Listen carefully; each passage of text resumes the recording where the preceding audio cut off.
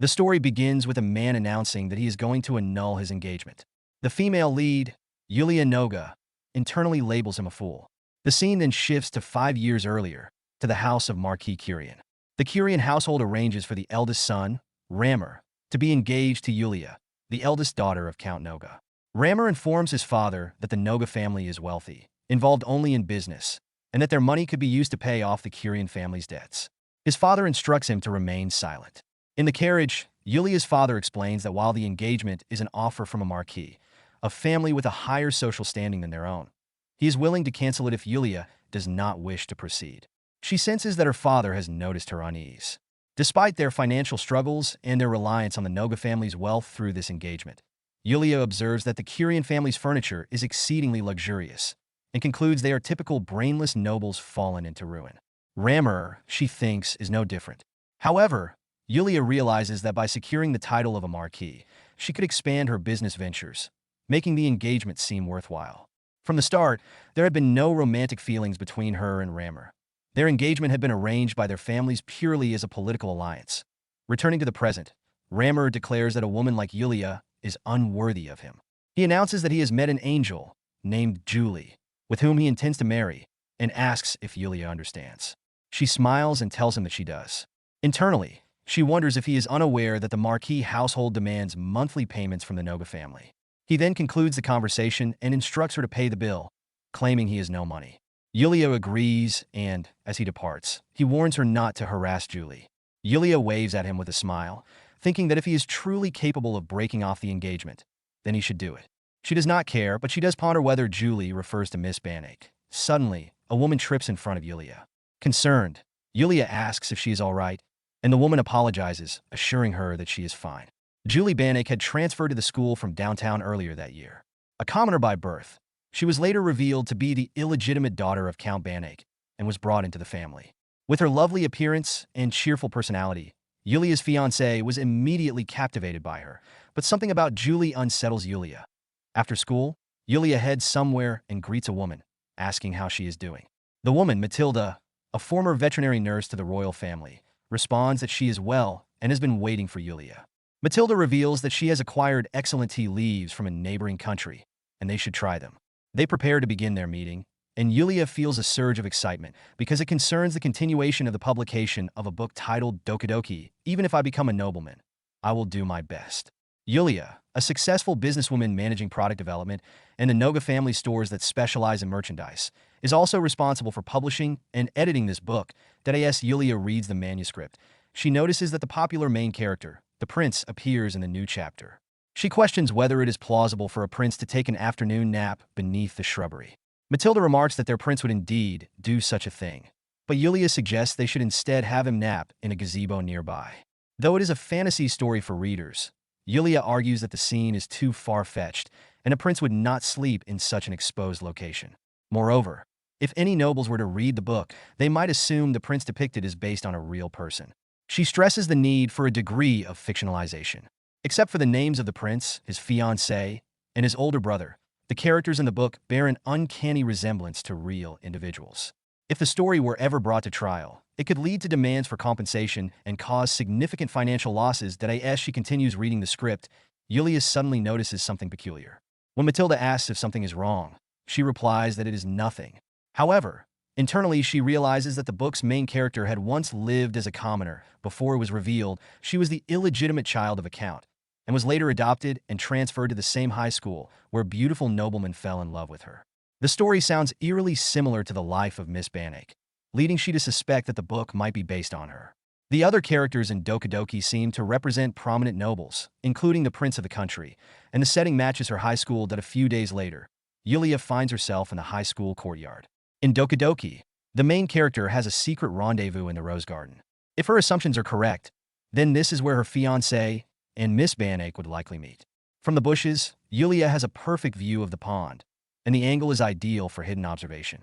She conceals herself in the bush and, to her surprise, finds not her fiancé, but the first prince of the country, Rudonik Reino Palacio, sleeping. As Matilda had mentioned, he is completely defenseless. Yulia muses that it would not be her problem if a lady with ill intentions were to take advantage of the prince's vulnerable state. That Yulia's heart begins to race, as this is the first time she has seen the prince up close. She muses that choosing him as the model for the story was the best decision, and new business ideas begin to flood her mind. If she could somehow manage to mass-produce pictures of the prince, she could make a significant profit. She forces herself to calm down, realizing she needs to prepare her recording device. Just as she reaches for it, the prince opens his eyes and wakes up. He notices her and asks if she is Roland's younger sister, if he's not mistaken. Yulia, keeping her composure, tells him to be quiet, informing him that they are here, Ramor and Miss Banach, as she suspected. The prince asks if the man is indeed Ramor, and she confirms that he is her fiancé. The prince is stunned. Yulia then asks for today's date, and he replies, "It's the 4th of May, 3:33 p.m. She bows respectfully and asks if he will forgive her earlier rudeness.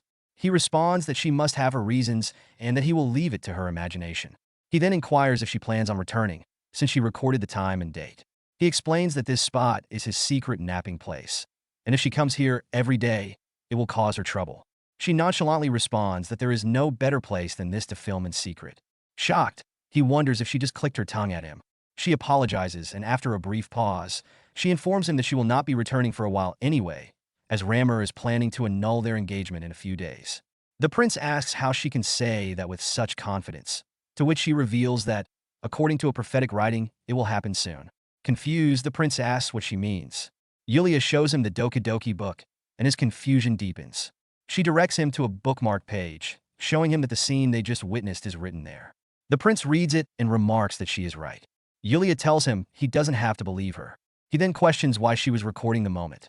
Yulia reveals that, according to the prophetic writing, she is portrayed as a foolish and jealous woman. Assuming Miss Banach is the protagonist in the novel, Yulia reasons the villainess must be her. If things continue according to the writing, Yulia, driven by jealousy, will bully the protagonist, leading to her exposure. Ramor will use this as leverage to annul their engagement, and as the primary instigator of the bullying, Yulia will be convicted, resulting in a miserable school life. The prince looks at her, bewildered. Yulia continues, explaining that she doesn't actually consider herself a fool or a deeply jealous person, and in truth, she doesn't even love her fiancé. The prince asks if it is wise to speak so openly about such matters. Yulia dismissively responds that he isn't an important figure in her life.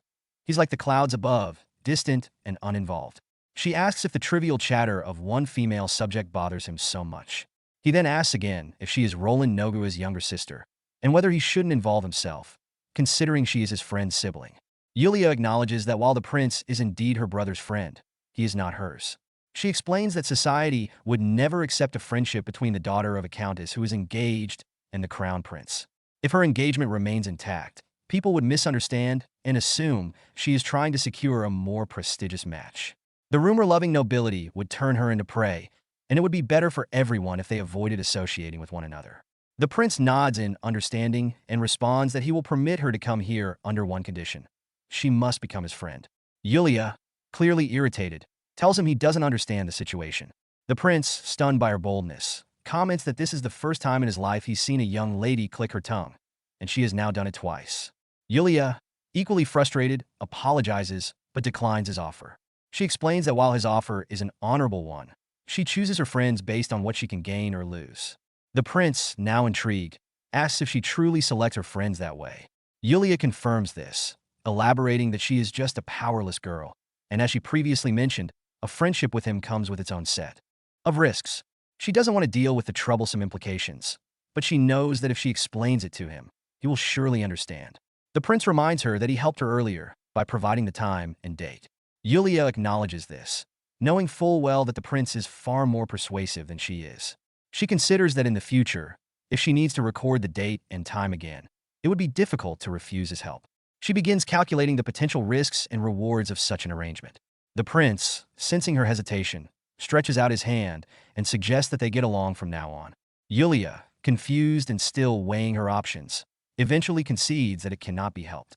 She extends her hand, and they shake. Both are left with the impression that the other is quite strange. As they part ways, Yulia wonders whether this encounter with the prince will prove to be a victory or a loss in the end. A woman tells Prince Rudonik that she can't believe how mischievous he is, adding that sometimes he makes her so angry she wants to hit him. He apologizes to her.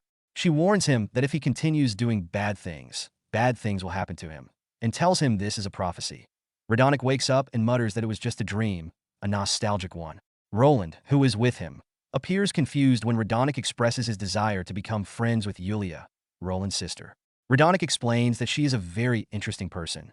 Roland, though, counters by saying Rudonik's evaluation is wrong. His sister is not only interesting, but also beautiful and intelligent. He then wonders aloud if he might be a siskon, sister complex. He reminds Rudonik that Yulia is engaged to Ramor from the house of Kurian, and that Kurian approached their family solely because they were after the Noga fortune. That's why they offered an engagement. Both Roland and his father had opposed the match, but Yulia had insisted that holding court rank would make conducting business easier. Roland becomes emotional, even tearful, saying that if there's any trouble with Ramor, he will annul the engagement immediately. Rudonik, reflecting on what happened the previous day, reveals that Ramor is having an affair with another woman. Roland ist unterlicht. Rudonik also shares that Yulia was using a magical tool to record evidence of Ramor's infidelity. Roland, still stunned, asks how Yulia appeared during the incident. Rudonik, recalling the moment, tells him that she seemed lively and full of energy. In his thoughts, however, he remembers the cunning expression on her face. Roland clenches his fists and declares that he will kill Ramor. Rudonik urges him to calm down, explaining that Yulia is gathering evidence of Ramor's wrongdoing, and Roland shouldn't act impulsively. Roland, slumping in defeat, admits that the only thing he truly wants is his sister's happiness. Rudonik acknowledges Roland's deep affection for Yulia and adds that she is indeed very beautiful. Roland, in turn, gives Rudonik a sharp look and warns him that even if he is the prince, he won't forgive him if he tries to get involved with his sister. Rudonik, perplexed, asks why Roland allowed Yulia to get engaged to Ramor in the first place. Roland explains that once Yulia sets her mind on something, she's incredibly stubborn, and that, too, is one of her endearing qualities. To himself, Rudonik muses that Roland is, indeed, a siskon. Meanwhile, in the dining hall, a group of girls approaches Yulia and invites her to join them for lunch. She politely declines, explaining that she has some work to do and can't join them. She sits alone at a table, listening to the girls gossip about various stores. After a while, some of the girls approach her directly. Yulia asks if she can help them with something. One of the girls comments on Yulia's shoes, mentioning that they become quite trendy downtown, and even a noblewoman like Yulia is wearing them. Yulia asks if they came over simply because they were curious. The girl admits that's the case, apologizing in case it came across as rude. Yulia inquires if the shoes are comfortable, and they confirm that they are. Smiling, Yulia reveals that these shoes are sold in her store and are currently available in this color only. She then asks if they would prefer other colors. The girls eagerly suggest various colors, and Yulia writes them down, thanking them for their input. She explains that their feedback will serve as a helpful reference and asks if it would be alright to hear their opinions after they've created some samples. The girl, surprised and excited, asks if that means they will be the first to see the new designs. Yulia confirms this, adding that it would be wonderful to get their input on the new products. As the conversation progresses, Yulia feels satisfied, realizing that this went better than expected. She had hoped to gather ideas for new products through conversations with students in the commoner building, and these two girls had piqued her curiosity for some time. Miss Renard, one of the girls, is the daughter of a common winemaker and is known for her extensive knowledge of alcohol. Miss Grintier, the other girl, is the daughter of a commoner vice captain who commands a trading vessel and is renowned for her beauty. Yulia feels a sense of triumph, happy to have gained valuable information about what's popular downtown, how her store is performing, and the opportunity to potentially make a huge profit. Suddenly, Rudonik appears, and the girls swoon, falling head over heels for the prince. He addresses Yulia, telling her that he has something important to discuss with her and insists that she come with him. Yulia feels a wave of irritation wash over her. She had been making excellent use of her time and didn't want to be interrupted. She had planned to do more research and had no desire to follow the prince. Still, she acknowledges that as much as she might want to ignore him, it's not really an option. After all, he is the prince. Politely but firmly, Yulia tells him that she is currently in the middle of a conversation and asks if they can speak later. Rudonik refuses, insisting she come now and instructing her to bring the prophetic writings with her. They step outside, and Rudonik immediately asks Yulia if she knew. She, somewhat puzzled, asks what he's referring to.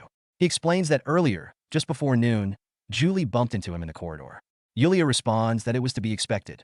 She reminds him that in Volume 2 of the prophetic writings, there is a scene where the protagonist is about to fall, and the prince saves her. That's how they meet. He questions why she didn't warn him about it. She simply smiles, replying that he hadn't believed in the writings at first. Now, she asks if he does. Rudonik, slightly taken aback, presses her, asking if she genuinely finds this situation interesting. She admits that she does, stating that being interesting is a wonderful thing. They enter the room, where Roland spots them and immediately questions why they are together. Ignoring Roland's inquiry, Rudonik sits down and opens the prophetic writings, remarking that the protagonist and the prince meet in the second volume. As he reads, he starts to tremble, realizing that the prince in the book is him. Yulia calmly tells him not to be so alarmed. After all, the protagonist in the story is simply flirting with the prince during their conversation. Rudonik is stunned. He continues reading, now even more nervous, as the book describes how, days later, the protagonist meets the prince again in the rose garden while he's napping by the gazebo. She thanks him, and they become friends. Rudonik shuts the book abruptly, visibly shaken, and declares that he would never nap in such a conspicuous place. Yulia smiles, explaining that she altered that part to make it more romantic. Roland, still confused, asks what they're discussing. Rudonik, half joking, wonders if Roland also appears in the novel. Yulia responds that he does, describing Roland as a beautiful, sincere, and wise person. Roland doesn't fully grasp the situation, but he is clearly pleased. Inwardly, he suspects that Yulia may have a brother complex, Brokon, that he asks when he appears in the story, and Yulia reveals that Roland makes his appearance in the second half of the first volume, where he breaks the protagonist's flag, ensuring no romantic developments occur. Roland asks if she isn't giving him special treatment, but Yulia insists there's no favoritism involved. Shifting the conversation, Yulia asks Roland if he's recently seen a lady near the water fountain. He recalls seeing a woman playing with water in the mountains. When he asked what she was doing, she told him she was cooling off, as she wasn't accustomed to wearing such thick dresses. Roland admits that he couldn't remember her face clearly. Yulia remarks that it's fortunate he didn't speak to her further. Roland, intrigued, asks if she's implying that it would be better not to get involved with this woman. Rudonik, feeling left out, asks why Yulia won't give him any information even though she just gave Roland a warning. She smirks and tells him that it's because, according to the book, he and Ramor are love rivals. Rudonik is horrified and frightened by this revelation. Yulia casually mentions that she thought it would be interesting if such a thing were to happen. Rudonik, in a panic, begs her to stop the publication of this book immediately. He demands to know who is writing it, shocked that the characters resemble himself and Roland so closely. Yulia reveals that the author is Matilda, Rudonik's former veterinary nurse. Rudonik, bewildered, asks how such a thing could be possible. Yulia reminds him that Matilda's clan inherited the blood of the Banshees. Banshees, she explains, were ancient grieving fairies from an island far away. Their cries were said to predict deaths in families, even across great distances. Rudonik adds that Banshees can also foretell prophecies, and using that power on this book could turn it into a genuine prophetic writing that could alter fate. Yulia is thrilled, marveling at the existence of people with fairy blood and how that explains Matilda's eternal beauty. Rudonik, on the other hand, becomes more serious and insists that Yulia must stop Matilda from writing the book. She refuses. When he asks why, Yulia reveals that the book is currently the #1 bestseller. Rudonik, exasperated, asks if money is all that matters to her. She confidently answers that it is. He then tries a different tactic, asking how much it would cost for him to be excluded from the book. Yulia considers the proposal for a moment, but concludes that, given the book's success, removing the prince would be detrimental to sales. It would be impossible. Desperate, Rudonik proposes that the protagonist could be made more likable by rejecting him and pursuing Ramor instead. Roland, who has been listening in disbelief, chides Yulia for being so engrossed in her own calculations that she's ignoring them both. Looking crestfallen, Rudonik calls out her name. This jolts Yulia back to reality, and she gasps. Realizing how upset he is, she quickly reassures him. She promises to inform Matilda that the prince wishes to be portrayed as a fake capture target. Rudonik, still shaken, asks if she's truly going to save him from this fate. Internally, he wonders what will become of him now, as the prophecy looms large over his future. Ronald prepares tea and hands a cup to Yulia. She thanks him and tells him that she would have made it if he had asked. He assures her not to worry, saying it's his job, and then asks if she can explain more clearly what is going on. Yulia begins by stating that they are dealing with prophetic writings, which leaves him confused. She elaborates, telling him that there's a girl who is behaving exactly as described in the book, Conquering Men. Ronald immediately thinks of the woman he saw at the fountain and asks if Yulia is referring to her. She confirms, explaining that the woman had likely been playing at the fountain hoping he would take notice of her. Yulia reassures him that nothing will happen if he keeps his distance. However, she warns that Julie will soon start gathering evidence, believing that Yulia is the villainess from the prophetic writings, with herself as the protagonist. According to the book, the villainess bullies the protagonist, is eventually exposed, and is shunned by society. Her fiancé then annuls their engagement, and the villainess loses her standing in the academy, becoming utterly isolated. Ronald listens carefully and grabs Yulia's hand. He tells her that he knows she isn't like the villainess described in the prophecy, adding that bullying wouldn't bring her any benefit, certainly not financially. Yulia agrees and says that if she can gather proof that she hasn't bullied Julie, she will be perceived as a tragic heroine. Rudonik, standing nearby, remarks that she is indeed a very black-hearted tragic heroine. Ronald, looking thoughtful, suggests that she'll need more allies to help prove her innocence. Yulia informs them that she's already surrounding herself with commoners, not only as witnesses, but also to involve them in product development for her business. Ronald nods in approval, recognizing her strategy as two birds with one stone, and offers to help her gather evidence as well. As Rudonik looks at them both with confusion, he silently thanks his stars that these two aren't his enemies. A week later, in the cafeteria, Yulia presents the girls with sample products she designed based on their earlier requests. They're amazed, and soon the other girls gather around to admire the shoes. Yulia smiles to herself, knowing these designs will sell well. She shows them other designs, seeking their opinions, and they praise their beauty. Suddenly, there's a commotion as a girl falls. Yulia looks over and sees that it's Julie, with Ramor rushing to her side to help. He asks Julie if she's all right, and she reassures him. He hugs her protectively, and the crowd watches intently. Then, Ramor glares at Yulia and accuses her of causing Julie's fall. Yulia calmly responds that she did nothing, explaining that she had let her guard down since nobles usually don't come to the commoner side of the academy. Julie, still in Ramor's arms, admits that she simply tripped on her own, but Ramor, his eyes fixed on Yulia, accuses her further, claiming she tripped Julie out of revenge for losing him to her. Yulia sighs, unfazed by his accusation, and asks if he has any proof. He stubbornly asserts that Julie's fall in front of her is proof enough. Yulia, unperturbed, asks if anyone saw her move her foot to trip Julie. The gathered crowd shakes their heads. They hadn't seen anything. Yulia points out that this lack of evidence, coupled with Julie's own admission, should clear her of blame. She then questions if Ramor is refusing to believe Julie's own words. Ramor falters, telling Yulia that Julie only said that to keep him from worrying. Yulia, growing more irritated, asks if he's now calling Julie a liar. Ramor, caught off guard, stammers that Julie isn't lying. Yulia presses him to believe Julie's words, that she tripped on her own. The conversation quickly shifts as the other girls return to discussing the skirts Yulia had been showing them, and both Ramor and Julie find themselves ignored. Frustrated, they stand on the sidelines. While Yulia resumes her business, the scene shifts to Noga's residence. As Yulia prepares to leave, the butler asks where she is headed. She explains that she's visiting her shop downtown. He offers to call for the carriage, but Yulia declines, preferring to inspect the town at her own pace. As she strolls through the town, she visits various shops before arriving at her own store. On her way, she runs into Miss Renard and Miss Grintier. They greet her as Miss Noga, but Yulia urges them to call her Yulia. They refuse, out of respect, but she is pleased to see them. She asks if something is wrong, noticing their concern. Yulia glances out the window and sees Julie approaching. Quickly, she turns back to her friends and asks if they have time to look at some new products in the back of her shop. They agree, and Yulia tells them that her new shoes will be going on sale today. Since they've helped her so much, she offers them a secret discount, and they cheerfully accept. Yulia then invites them to see the workshop. As they enter, one of her employees, Meiger, senses her presence and rushes over, calling for her. Meiger is a young man working in her workshop and the only son of Matilda, the former veterinary nurse to the prince.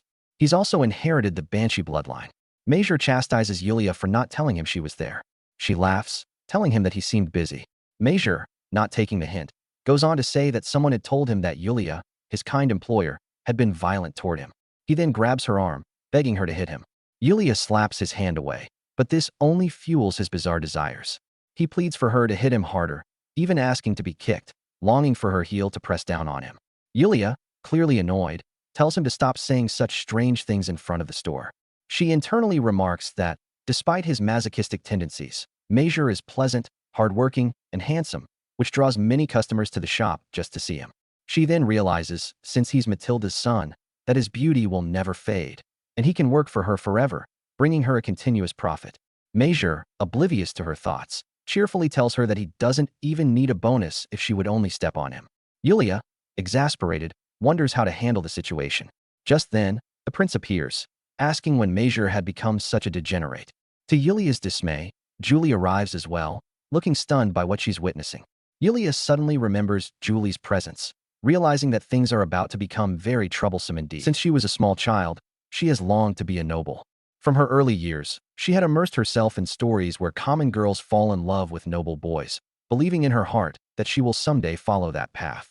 She imagines that even after becoming a noble, she will still return to those novels, reimagining herself as the protagonist. Determined to do her best, she constantly relives the narrative in her mind. Then, one day, the revelation comes. She is the secret child of Count Banach, and it is decided that she will be taken in by the Count. The shock is overwhelming, as if her life mirrors the very novels she cherishes. Slowly, she realizes those books have always been about her. She is the protagonist, rising from common origins to a noble destiny. Her story contains the elements she once read about. The villainous daughter's fiancé, Ramor, the villainous daughter herself, Yulia, her older brother, Roland, and her favorite character, the prince. Meiger now appears before her, bowing apologetically to Yulia. It is a surreal moment. Rudonik, observing Meiger's behavior, urges him to stand, telling him not to embarrass himself further. Yet Meiger turns to Rudonik, smiling and addressing him as brother, acknowledging that it has been some time since they last saw each other. Perplexed, Rudonik asks when Meiger developed such strange tendencies. Without hesitation, Meiger responds that it must have started when he began working at the shop. He adds, without amusement, that Rudonik need not concern himself with his behavior, as all he desires is for Yulia to step on him. Frustrated, Rudonik demands to know what Yulia has done to his brother. Yulia, maintaining her composure, replies that she has done nothing and merely asked Meiger to work in her store.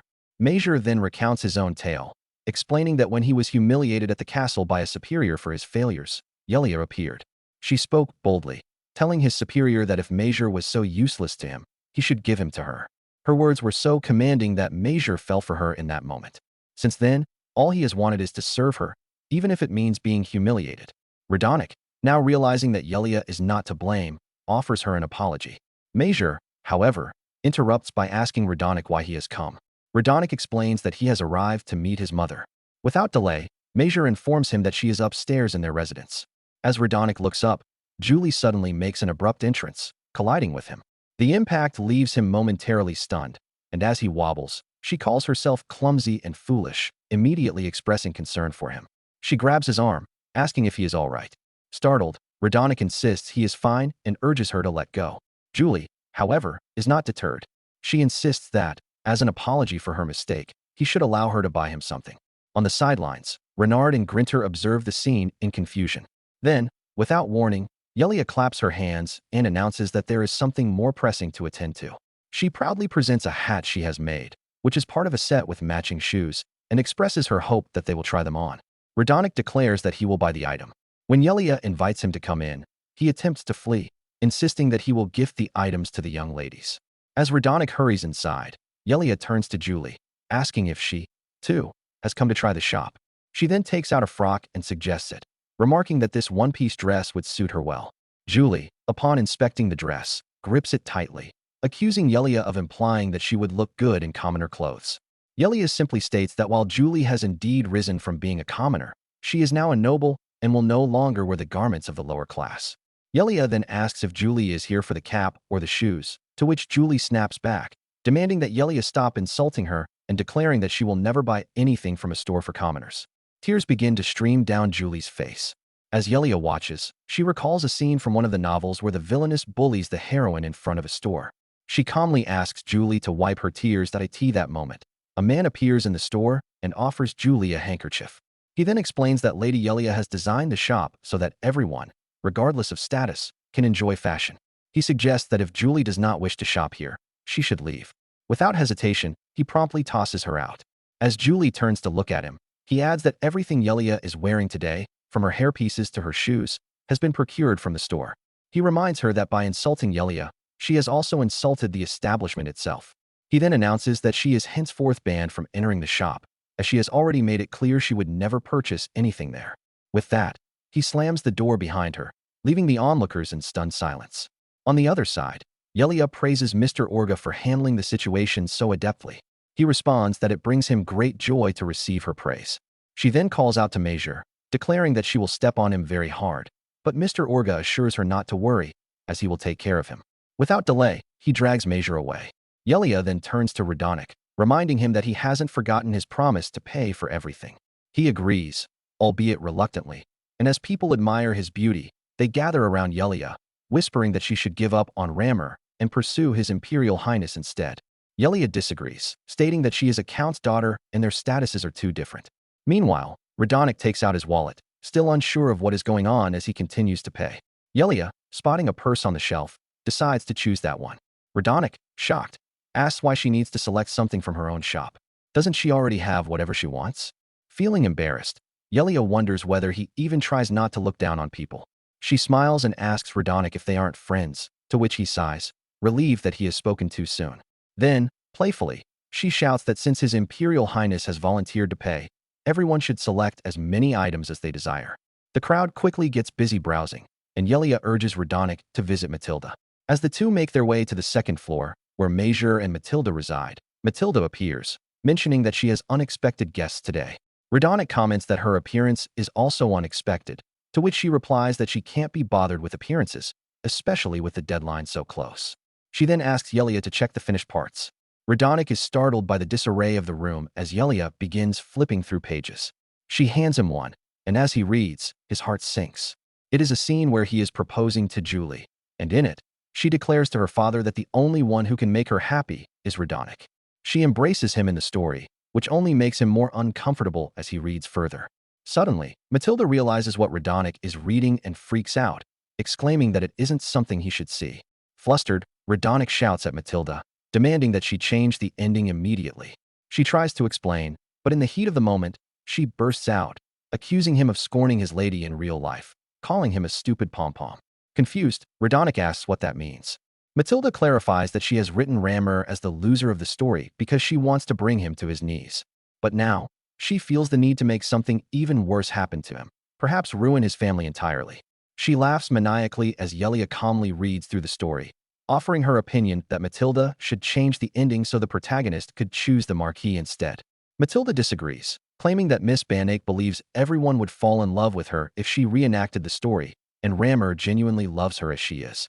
In her mind, both Ramor and Miss Banach are delusional, with nothing but flowers in their heads, making them the perfect match. Yulia, amused, says she would support their romance and wishes them to be united in the novel as well. As Matilda snaps her fingers, a sudden spark of fire ignites, shocking Rudonik. He realizes it is magic, a secret known only to a select few in the kingdom. Matilda can wield it due to her fairy blood. Matilda then tells them she wants Rudonik to be happy and has thought of something. Yulia, sensing trouble, expresses her unease. Matilda reassures her, stating that the much-hated villainess would eventually fall in love with Rudonik.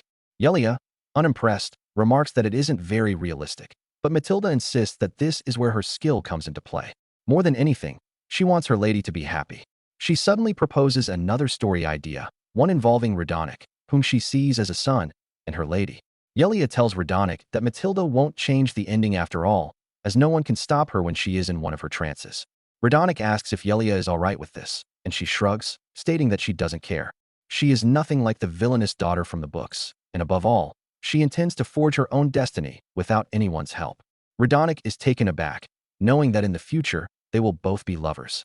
Meanwhile, Matilda exhausts herself trying to craft the perfect love story between them. Matilda is busy altering the story while Yulia remarks that it is time for them to excuse themselves. As Matilda continues writing, Yulia mentions that it would be better if they didn't become a nuisance. Rudonik, meanwhile, stands dazed. She gazes at him, asking if he is listening, noting that his face has turned red.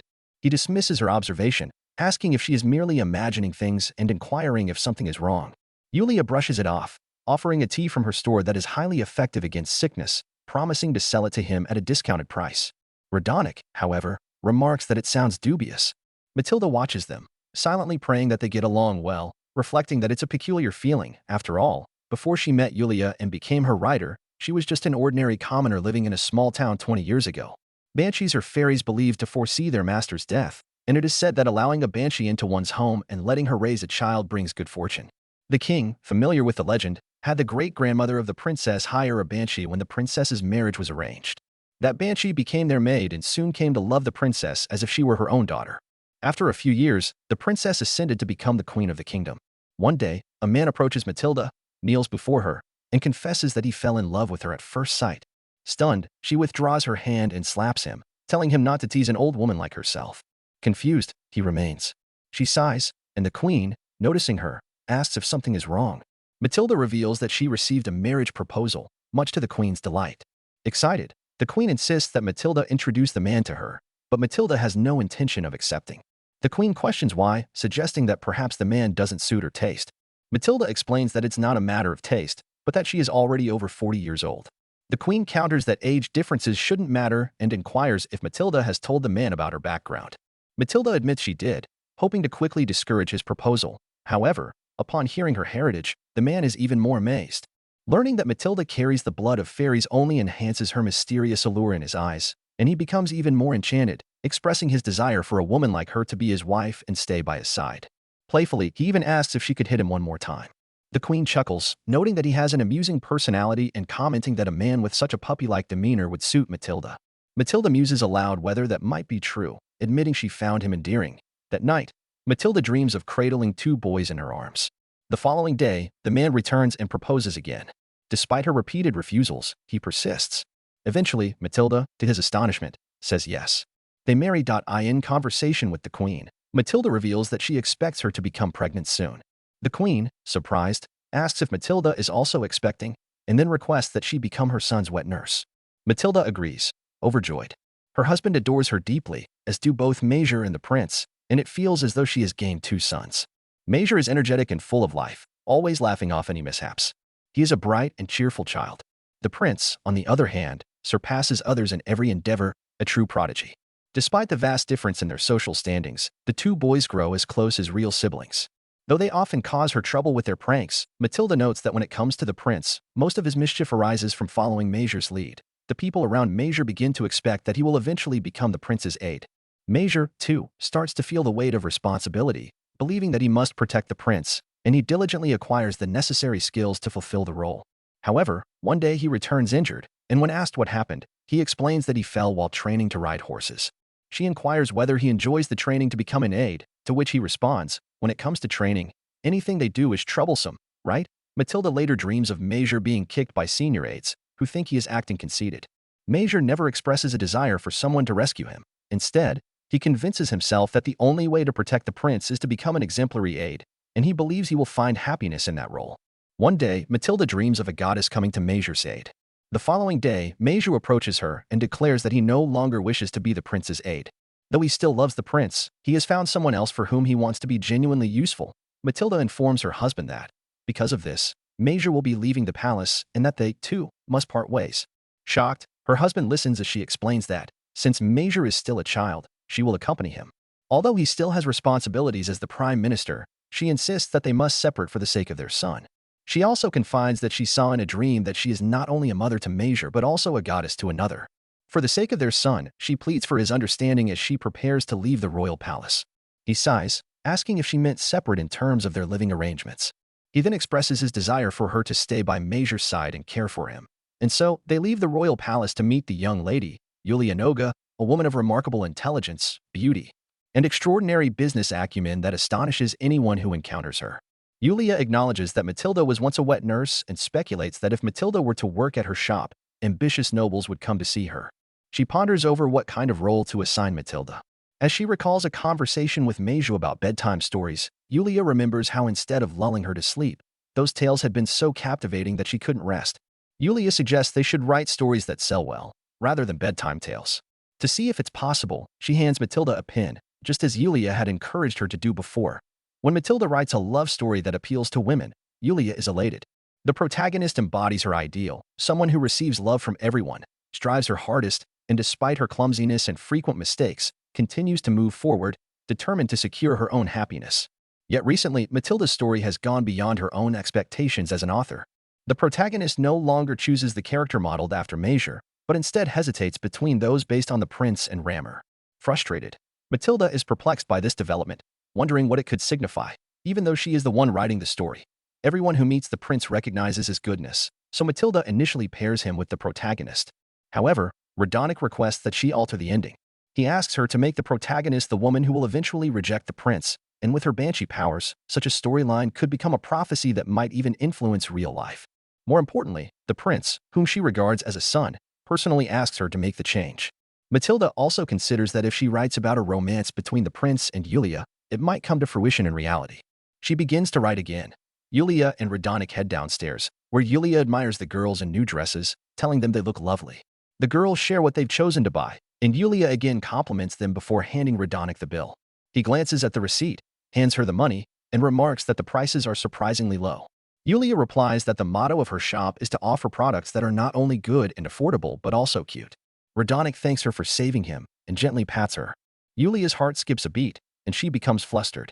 She quickly excuses herself, mentioning an errand, and departs. Once alone, Yulia realizes that she needs to report this unusual reaction to Matilda. Her heart had skipped a beat when Rudonik touched her, and she feels compelled to share this development. Matilda, ever the opportunist, tells Yulia that she will use this event in the next chapter of her story. She is confident that this will boost sales in the future. Upon hearing of these events, Meiger approaches his mother and asks if there is any chance he and Yulia might have a relationship in the story. Borrowing Yulia's words, Matilda asks whether such a scenario would sell well. She wonders if it would be appropriate to write an event focused on Meiger's happiness. Ultimately, she decides she will need to discuss it further with Lady Yulia. The scene shifts to the high school courtyard. Roland states that Yulia has explained everything to him, and from today onward, he will assist in documenting the infidelity. Yulia, concerned, asks if he will be all right, noting that he is a busy person.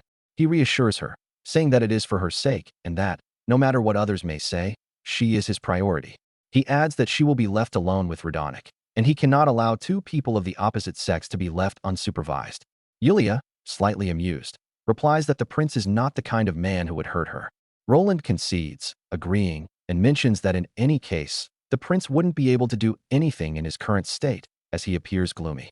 Curious, he asks if something has happened. Yulia explains that the other day, the prince had begged Matilda to change the ending of Doki. When he looked at the revised draft, the story had taken a new turn. Initially, the plan had been for the protagonist to choose the character modeled after the prince. However, after hearing the frightened prince's plea, Matilda complied and altered the narrative's direction. Now, the protagonist would end up with the character modeled after Ramor, the Marquis' son, while the prince would become romantically involved with the villainess. In the narrative, the prince addresses the villainess, reminding her that this is the place where he takes his afternoon naps. She says nothing, simply rising to leave. Noticing her tears, he gently asks if she is crying. He remembers that she is the fiancé of the man who had been threatened by his beloved. Convicted harshly before everyone, she had lost her place in the school, and that is why she weeps in this hidden place.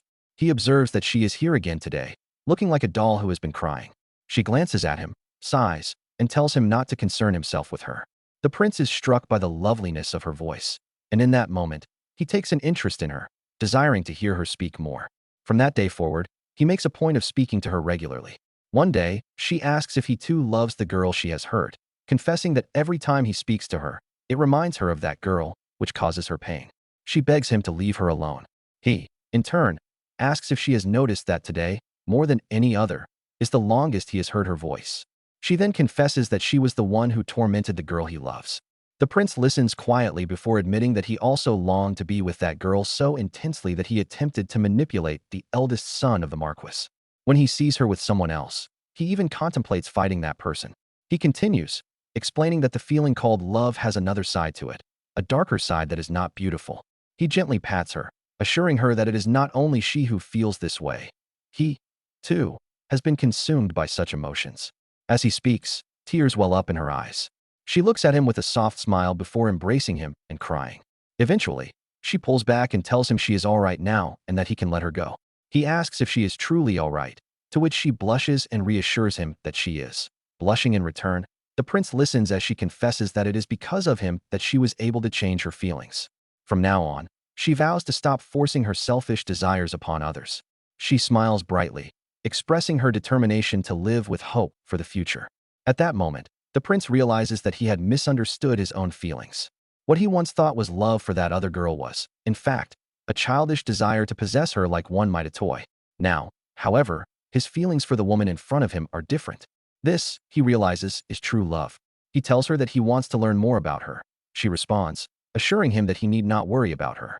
Even if she is alone, she will continue living. She adds that if the time comes when she feels the need to cry again, she hopes he will forgive her for returning to this place. He, inspired by her strength, declares that her resilience makes him want to try harder as well. He confesses that when he is with her, he feels as though, no matter what challenges life presents, they will be able to overcome them together. He asks her to share more about herself.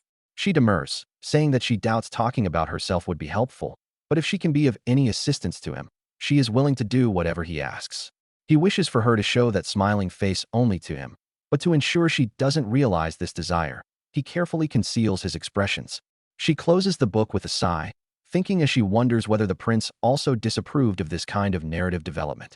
In the story, the prince comes across as heartless, and she mentions this to Matilda. Matilda explains that even if the prince were rejected by the woman he loves, he wouldn't immediately fall in love with someone else.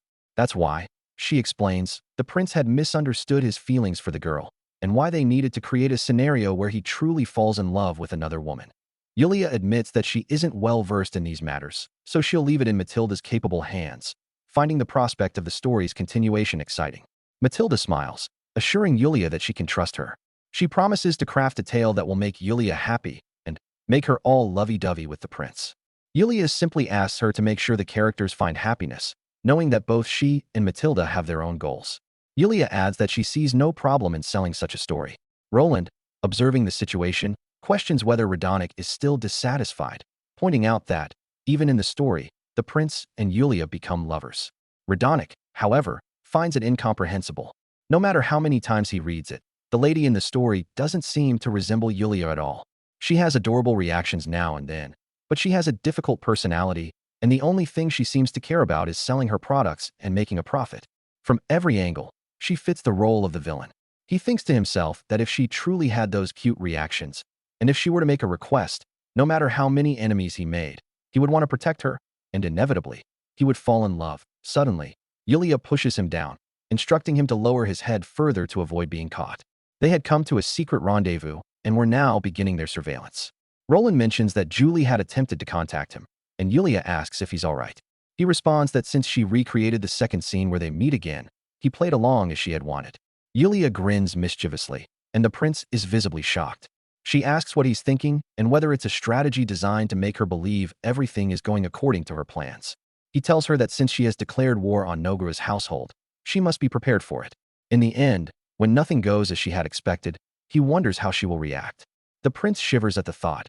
Yulia warns Rudonik not to imitate her brother by doing anything dangerous. He quickly shakes his head, insisting that such a thing would be impossible and that he would never take such risks. However, he hesitantly asks if it really would be that dangerous. Yulia agrees, explaining that the manuscript he holds hasn't been published yet, and at this stage, the prince in the story is still in love with the protagonist. Rudonik trembles, realizing that even a single mistake could mean irreversible consequences. She nods solemnly. He remarks that this is a woman who has no qualms about tackling him head-on, and there's also the influence of Matilda's prophetic power. He asks how he could possibly avoid contact in a situation like this. Yulia suggests he should have a guard with him, adding that she always found it odd that he never seemed to have any protection. Even when he visited her shop, he was always alone. Roland interjects, explaining that the reason for this is that the prince is at the top of his class in both magic and swordsmanship, so he has no need for guards. Yulia, impressed, asks if he's truly that powerful. He responds that Julie had tackled him without any intent to kill, which is why he hadn't sensed her presence. Yulia grins and teasingly asks if he wants her to protect him. He considers it, thinking that it's fitting. Yulia is a strong and determined woman, fully capable of protecting someone like him as long as he compensates her for it. He asks her how much she would charge,